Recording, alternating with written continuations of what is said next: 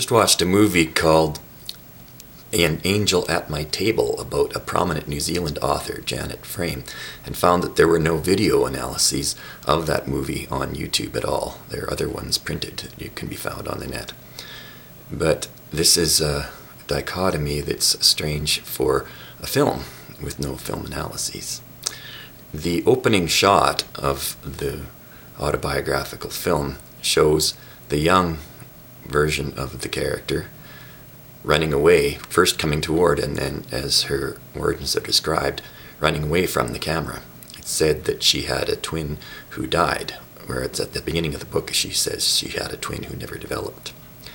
And this carries through the movie considerably in that we are never shown substantial aspects of Janet Frame's character as she describes herself in her autobiography in book form. The movie version of this autobiography doesn't say in much detail some of the ways that she related to other people, which are central to understanding how she's depicted in film. In film, she's shown by at least the older versions of herself as someone who's uncomfortable being on film, who essentially doesn't want to be filmed. Now, this is at odds with the way we're shown once in her early childhood, where she reads her first poem aloud to the class, aloud to her peers, and is quite well received in doing so. She's someone who has a performer's eagerness to please and could have been molded by the educational system into virtually any social form, but she was the bright child and one who got status in this class by being the one who could come up with good answers in front of everyone else. So she describes herself in her autobiography as being someone who therefore developed in a way that she could relate to many people at once, but not to people one-on-one, and her shyness was exhibited that way. There's also a factor of her wanting to be a poet, and poets were described to her in her developmental years as having certain characteristics. Shyness was certainly one of these. Also, they had to have some sort of disability, and they had to live tragic lives. In the movie, this is shown in that she describes a girl who had all the necessary qualities and was recognized as such for being a poet. She was dreamy, she was absent-minded, she was given a particularly beautiful song to sing in front of everyone. And these things, Janet, or Jean as she grew up, was not given.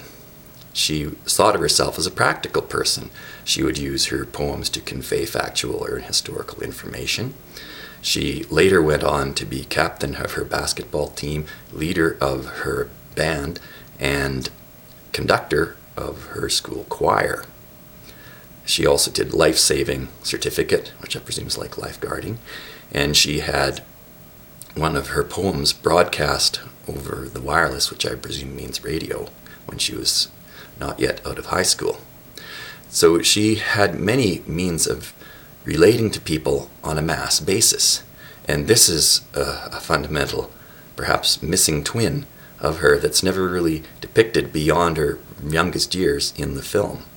She's also never shown singing, although in the book she describes herself as singing along with people. She never really gives an as I've seen it anyway, she doesn't describe how good her own voice was. But presumably if she got to be the conductor of her school choir, she would have had at least some skill in singing.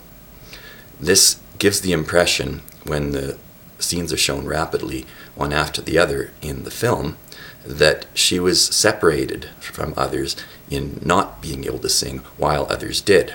Her father marches around and sings, and while she looks on.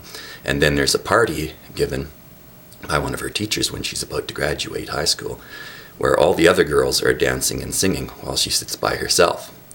This is also an association between celebration and war and singing, which she's excluded from, giving the impression that she's not involved in the general celebration of the war that goes on. But in the book, she does say that she was that way. She was swept up in the general fervor.